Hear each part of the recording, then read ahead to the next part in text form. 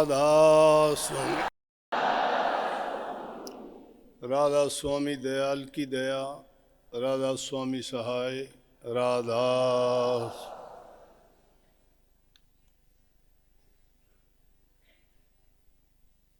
वो एक बार एक राजा शिकार करने के लिए गया,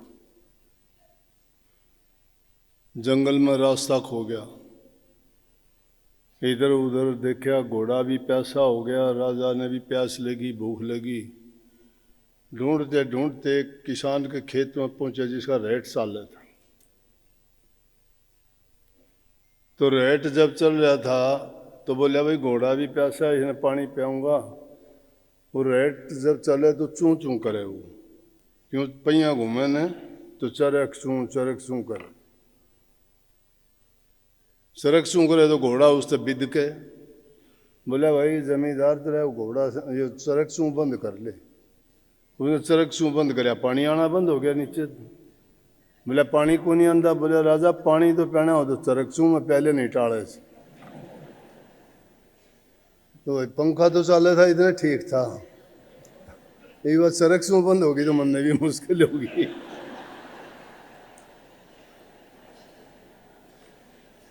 चलो ये सत्संग सुनने तैयार हो गए,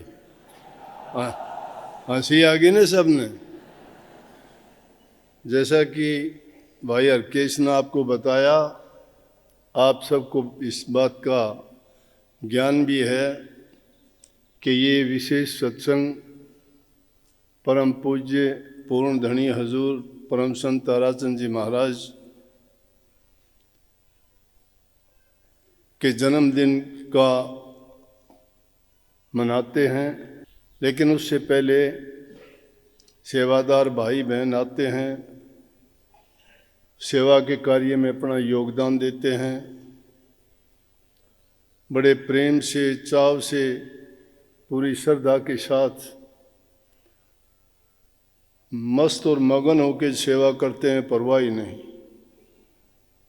जब 11 बजे मैं गया तो मैंने देखा कि सभी यहाँ गांव की जो आम सड़क है उसको साफ करते हुए सेवादार भाई बहन मिट्टी में भरे हुए थे।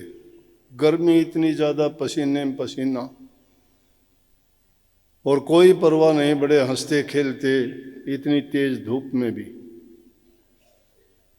ये किस चीज़ की ताकत है, कौन सी देन है ये?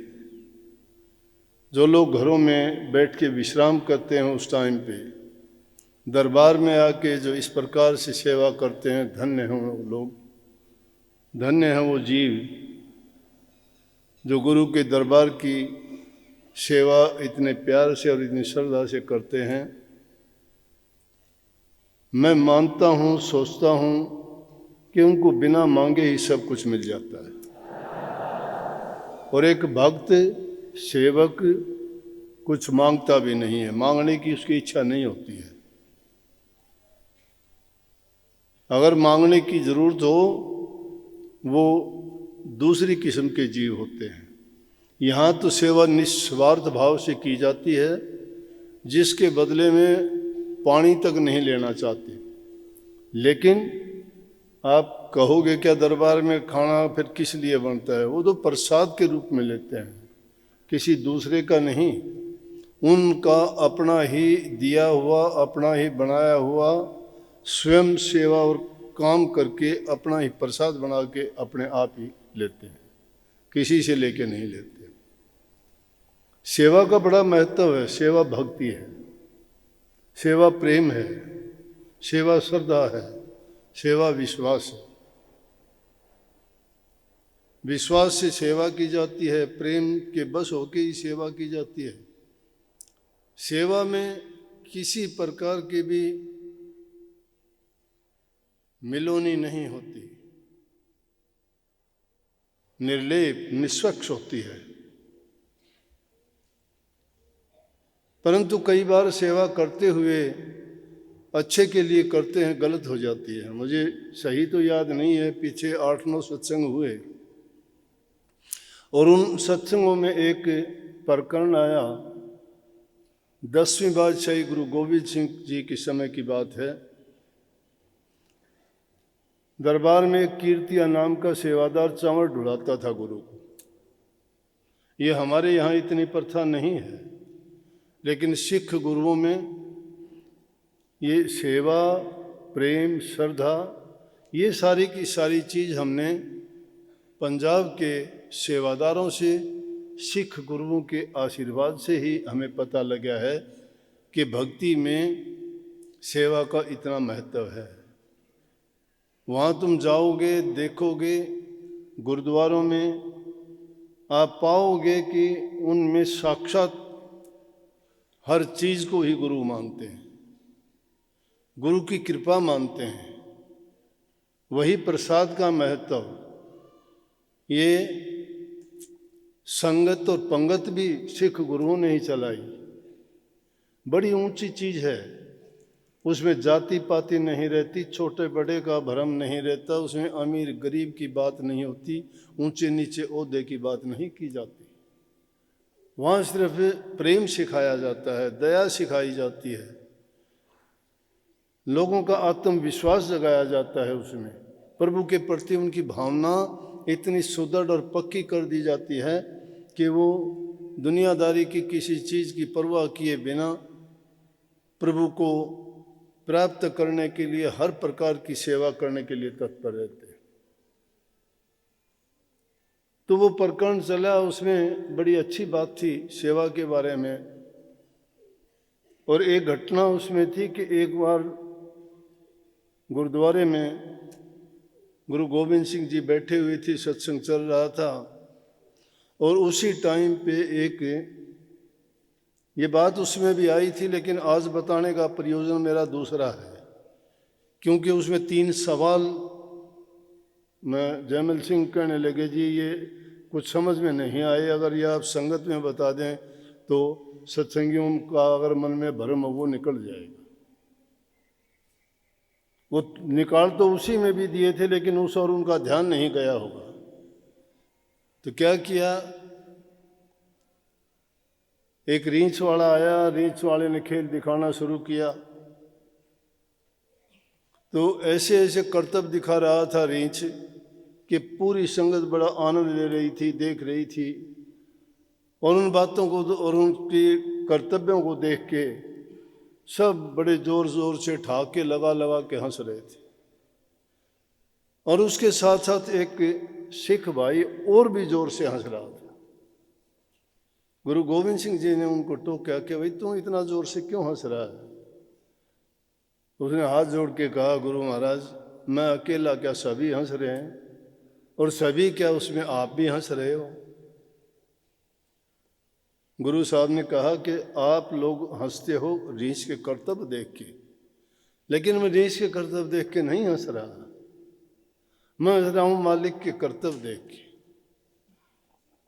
उनकी कृपा देख के कर रहा हूँ। बोले जी मैं समझा नहीं। बोले क्या समझोगा, समझेगा तो शायद तुझे दुख होगा उस बात का। बोले जी वो कैसे। बोले ये जो रीछ कर्तव्य दिखा रहा है ये तेरा बाप था पिछले जन्म में, और ये तेरी तरह ही चमड़ डुलाता था, सेवा करता था ये, बस। उसका नाम कीर्तिया था, उसके बाप का नाम शोभाराम था। वो भाई कीर्तिया का दम नीचे का नीचे, ऊपर का ऊपर। क्यों हम सेवा पर इतना बल देते हैं, सेवा करो सेवा करो, सेवा से मेवा मिलती है, सेवा से कर्म करते हैं, सेवा से मुक्ति होती है, सेवा से भरम जंजाल टूटता है, सेवा करने से ही सबको पता नहीं क्या क्या मिलता है। सेवा करने से राजगद्दी मिलती है, सेवा करने से गुरु गद्दी मिलती है, सेवा करने से पिता से सारी संपत्ति मिलती है। और जो प्यार नहीं करते, सेवा नहीं करते, उनको क्या मिलता है, कुछ नहीं मिलता। कितनों को देखते बाप बेदखल कर देता है, गुरु अपने शिष्य को छोड़ के दूसरे को गद्दी दे देता है, राजा अपने पुत्रों को नहीं, गुरु नानक साहब ने अपने दोनों लड़कों को गुरु गद्दी नहीं दी, अंगद साहब को गद्दी दी। क्यों कि सेवा तो उसने की, उनके लड़के सेवा नहीं करते थे। और अंगद साहब ने भी अपने लड़कों को नहीं दी गद्दी, उन्होंने अमरदास को गद्दी दी। कहने का मतलब सेवा सिद्ध सफलता, सेवा विजय अपार, सेवा में मेवा मिले, सेवा में करतार। सेवा बड़ी ऊंची चीज है, लेकिन हम लोग समझते नहीं हैं। इंसान की जो खोपड़ी है ना, उल्टी है, मोदी है। इसकी समझ से पार होती है चीज। ये सिर्फ अपने स्वार्थ से आगे निकलता नहीं है, अपने लालच से आगे नहीं सोचता। ये सिर्फ अपने तक सीमित रहता है कि मेरा हित हो, मैं ही ठीक रहूं, मुझे सब कुछ मिले और किसी को नहीं मिले कुछ भी, और अपने आप का सुधार नहीं करता। तो भाई कीर्ति अगर नीचे का नीचे दम रह गया, ऊपर का ऊपर, बोला चमर छूट गया हाथ से। बोला मैंने कहा था ना नहीं सुन पाएगा। बोला जी कारण क्या? जब मेरे पिताजी ने दरबार की इतनी सेवा की और इतनी सेवा करने के बावजूद उसको रीछ का ही चोला मिला, तो फिर ये सेवा किस काम की? बोले भैया बात सुनो, तेरे पिता ने सेवा तो की। अब सुनो उनके सवाल का जवाब भी है इसी में, कि तेरे पिता ने सेवा तो की, लेकिन वो सेवा क्या सेवा की? वो गुरु को अर्पण नहीं की, परमात्मा को अर्पण नहीं की। वो सेवा करके अपने आप ही सब कुछ अपने आप को मानता रहा। अगर वो सेवा करके नानक साहब को अर्पण करता या अपने इष्ट को अर्पण करता तो उसको ऐसा नहीं होना था। सेवा करते हुए हो सकता है थोड़ी बहुत गलतियां हो जाती हैं, और उनसे क्या गलती हुई थी? गलती क्या हुई थी कि चंवर डुलाने के बाद में संगत बैठी हुई थी, संगत को प्रसाद दे रही थी, और इतनी देर में कि दूसरा सिख भाई अपनी गाड़ी में अनाज भर के कहीं ले जा रहा था, बैल जोते हुए थे, चलती गाड़ी को छोड़ के उसने सोचा ये गुरुद्वारा आ गया, गुरु का दरबार है, और गुरु के दरबार का प्रसाद बहुत पवित्र होता है, ताकत होती है प्रसाद में।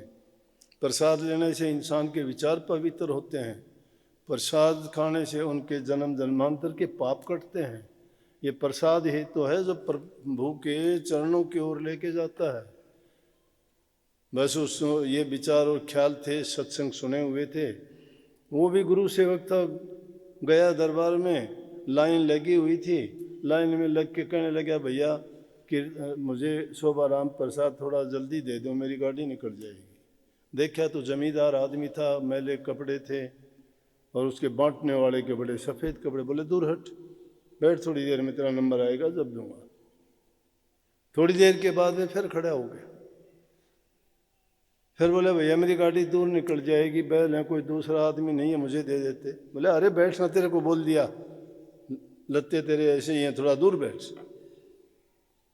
कहाँ प्यार था? इंसान इंसान से नफरत करे।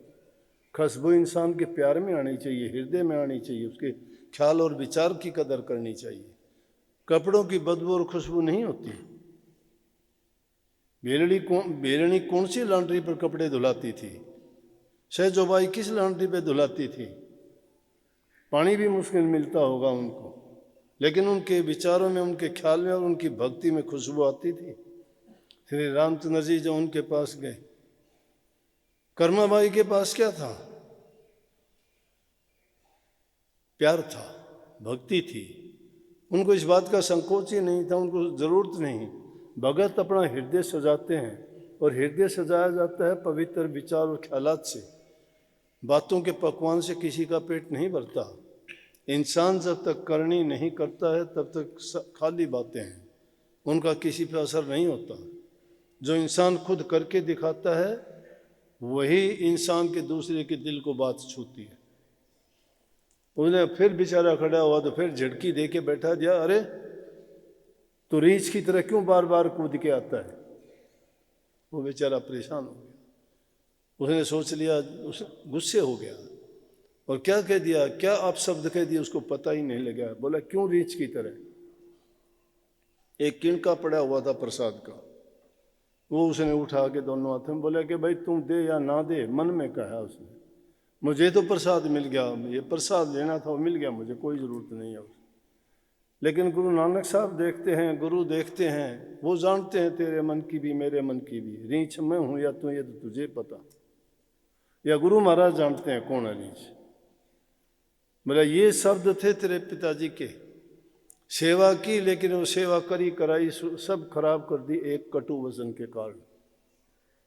ये अगर शब्द नहीं बोलता तो उसको रीछ की योनि नहीं मिलनी थी।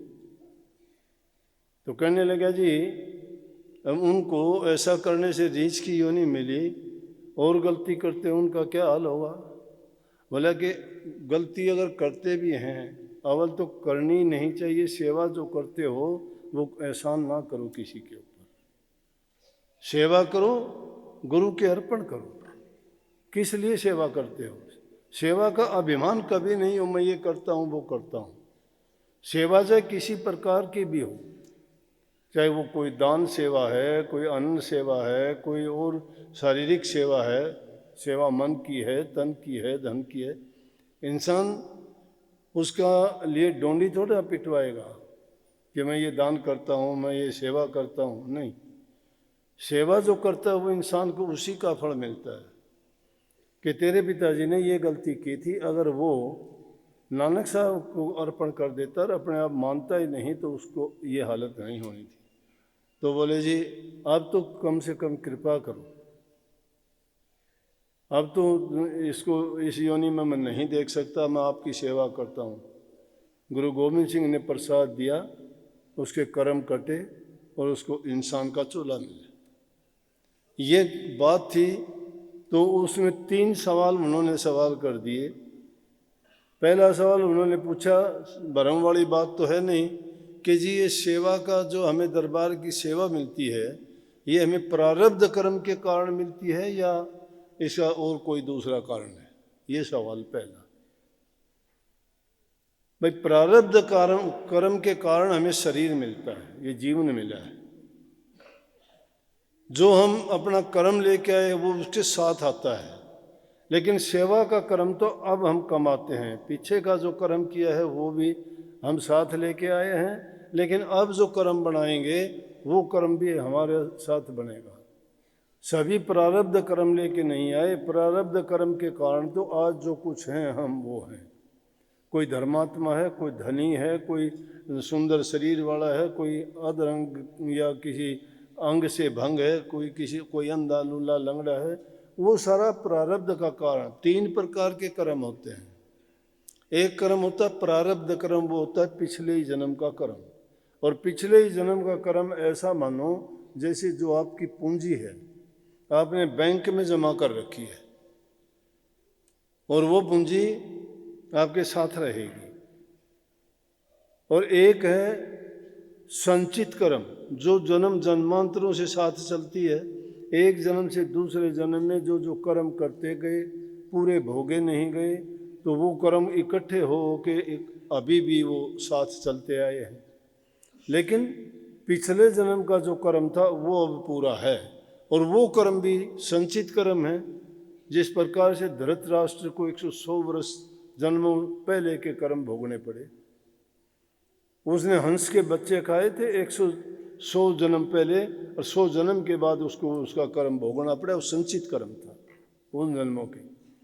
तो प्रारब्ध कर्म तो पिछले जन्म का कारण हमें शरीर मिला है, उससे अंदाज़ा लगा लें कि हम कोई नेक कर्म करने के कारण ये मिला है। लेकिन अब जो कर्म करेंगे वो उसका कर्मफल आगे बढ़ाएगा। अगर हम अच्छे कर्म करते जाएंगे तो पिछले कर्म भी धो डालेंगे, लेकिन सब कर्मों का इलाज तो प्रभु की भक्ति से है। जो जीव गुरु की शरण में चला गया, गुरु से नाम की दीक्षा लेके गुरु जैसी आज्ञा देता है, उनकी वचन की पालना करते हुए नाम की कमाई करते हो, नेक काम करते हो, किसी जीव को सताते नहीं हो, किसी को मन से, जबान से और तन से किसी प्रकार से भी उसको कोई कष्ट नहीं देते हो। मन, वचन और कर्म, ये 3 प्रकार के कर्म हम करते हैं इस जीवन में आके। मन किसी के बारे में बुरी भावनाएं रखते हैं, वचन जबान से किसी को कड़वा मीठा बोलते हैं, और कर्म जो हमारे शरीर से हम करते हैं। तो किसी के प्रति मन में बुरी भावना ना रखो। जो जिससे भावना मन में रखोगे वही तुम्हारा कर्म फल बढ़ के बाहर भी आएगा। एक इंसान मन में सोचता है चोरी करूँगा, तो चोरी छिपी हुई है उसके मन में, वो कर्म बन जाएगा। शरीर के माध्यम से कर्म कर देगा वो। इसलिए मन के अंदर, मन अगर पवित्र है, शुद्ध है, तो उसके कर्म भी शुद्ध अपने आप बनते चले जाएंगे। इसीलिए संत महात्माओं ने सारा जोर कह दिया मन पे दिया कि भाई इस मन को सुधारो। मन को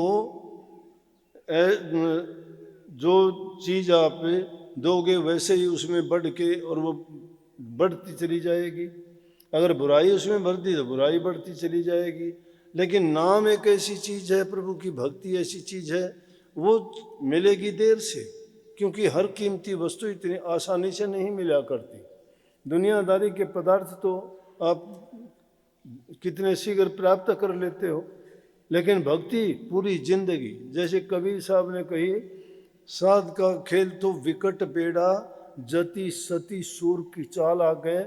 सूर घमसान है पल दो चार का, सती घमसान पल एक ला गए। साध संग्राम है, साध संग्राम है पूरे जीवन, पूरे जीवन का मरना, एक दो मिनट का नहीं। साध का जीवन इतना कठिन है। सूरवीर होगा घंटे दो घंटे युद्ध के मैदान में लड़ लेगा, सती होगी दो चार मिनट अग्नि में जल के मर जाएगी, और जति आदमी अपने मन को उन पर कुछ समय के लिए उनका बंधन लगा लेगा। लेकिन साध का संग्राम तो जीवन पर्यंत, पूरे जीवन कैदी की तरह से अपना जीवन उसको बिताना पड़ेगा।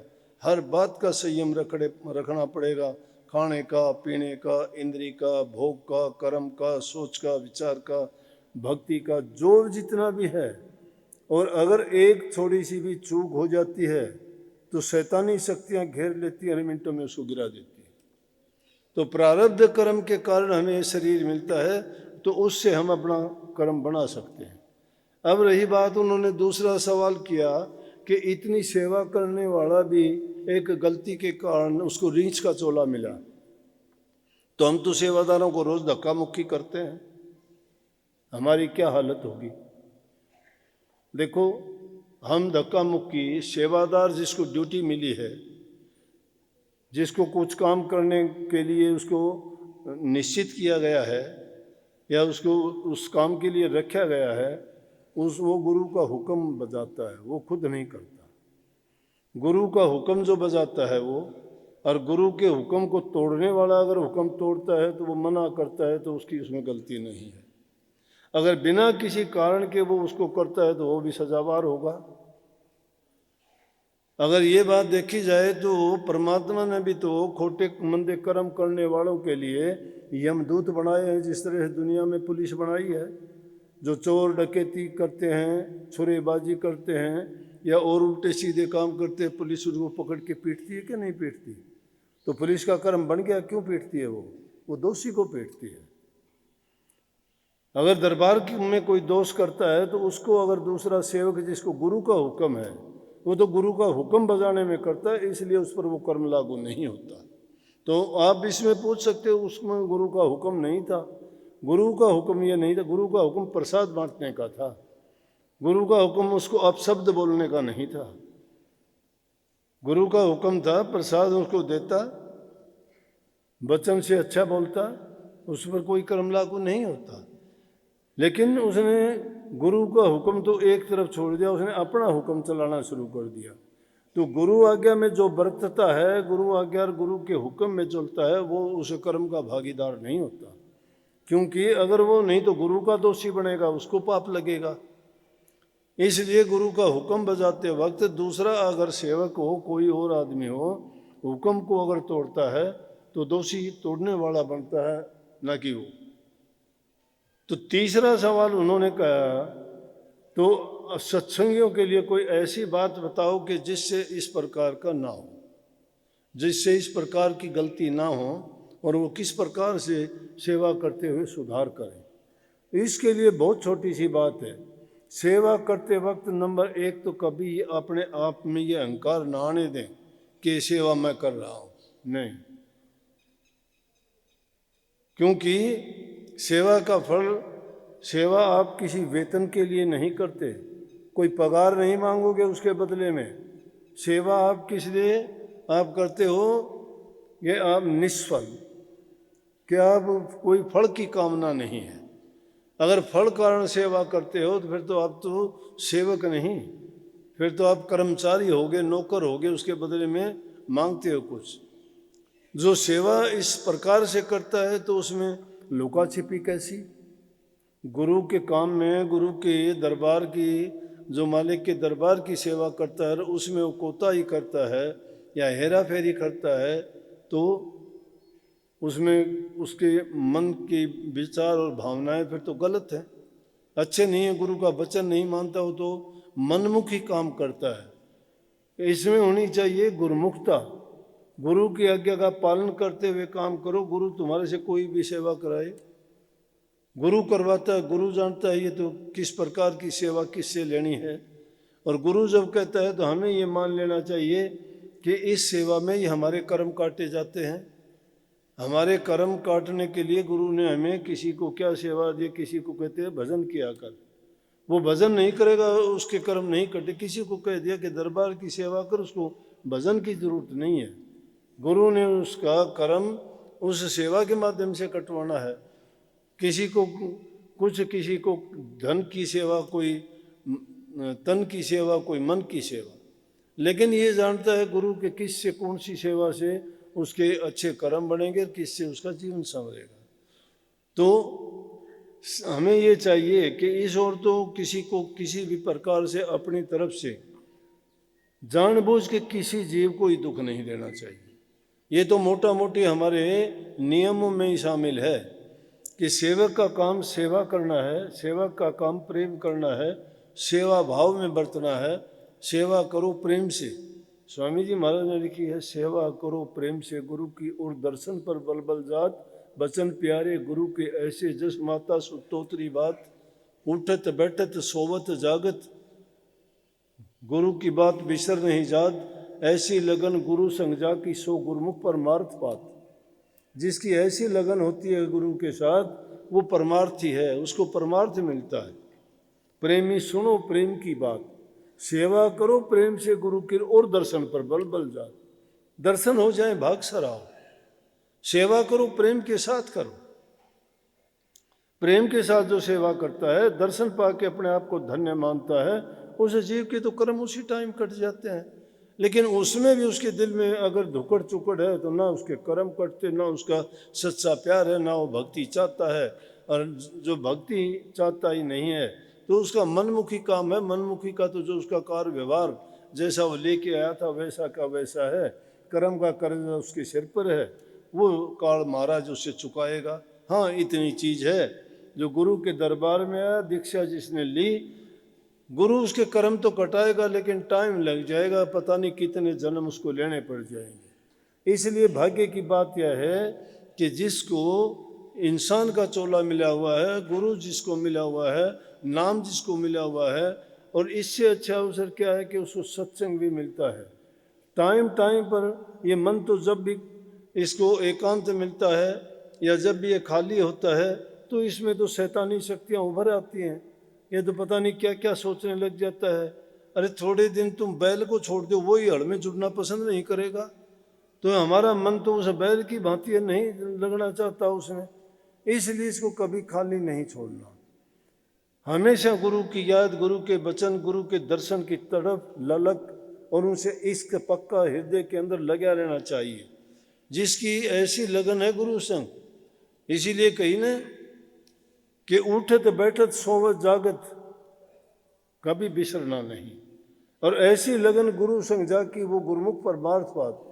जिसकी ऐसी लगन है वही गुरुमुख परमार्थ पाता है, वही अपना दुनिया में काम कर जाता है। लेकिन जब तक ऐसी लगन नहीं है तब लग हिरसी जानो जात।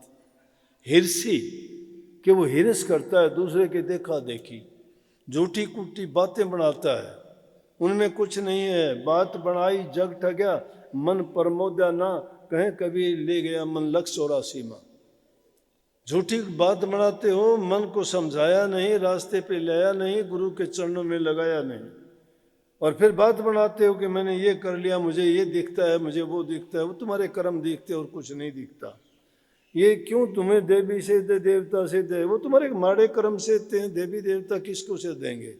देवी देवता तो देने वाले हैं, देते हैं वो तो। जो जिसकी पूजा करता है, जितनी उसकी शक्ति होती है देता है। उनकी आलोचना करना भी गलत है। जिसके पास जो शक्ति है वो देगा। तुम मुक्ति चाहते हो, मुक्ति तो गुरु से ही मिलेगी, लेकिन और दुनिया के पदार्थ जो चाहते हो देवताओं से ले लो, किसी से भी ले लो। कोई आपको शक्ति दे देगा, कोई आपको धन दे देगा, कोई आपको सुख वैभव दे देगा दुनियादारी के, वो हैं उनके अधिष्ठाता, उनके पास है ये सारी चीज। लेकिन सच्चा सुख कहाँ मिलता है? मिलता है सच्चा सुख केवल भगवान तुम्हारे चरणों में। प्रभु के चरणों में सच्चा सुख और कहीं नहीं है दुनिया में। ये सुख बिसर जाने वाले हैं, टूट जाने वाले हैं, छूट जाने वाले हैं। इसलिए सच्चे सुख के दाता सतगुरु हैं। सतगुरु के पास जाओ, उनसे अर्ज करो, उनके वचन की पालना करो, प्रेम का नाता जोड़ो उनसे। सच्चा नाता गुरु से है। दुनियादारों के साथ किसी का कोई नाता नहीं है। टूट जाएंगे ये सब, साथ तोड़ देंगे। जिस दिन भी तुम्हारा थोड़ा सा भी स्वार्थ पूरा नहीं होगा, उसी टाइम मुख मोड़ लेंगे तुमसे। लेकिन मुख मोड़ के सबको एक दिन जाना है, पहले ही उस तरह मुख क्यों ना कर लेते जिसके पास जाना है। जिसके पास जाना है उसी की तरफ पहले ही मुख करके चले जाओ, कभी पछताना ही नहीं पड़ेगा। जिसको तुम चाहते थे उसी ओर तो जा रहे हो, और जाना भी सबको है, 2 दिन पहले बाद में। लेकिन रास्ता पहले खोजो, और रास्ता जो पहले खोज लेता है इसी जीवन में, उनको जान लेता है, समझ लेता है, उसका जीवन सफल और सुखी हो जाता है। और अपने सेवा का काम करो, सत्संग सुनो और खुशी मनाओ। बहुत बहुत सबको आशीर्वाद। धन्यवाद। राधा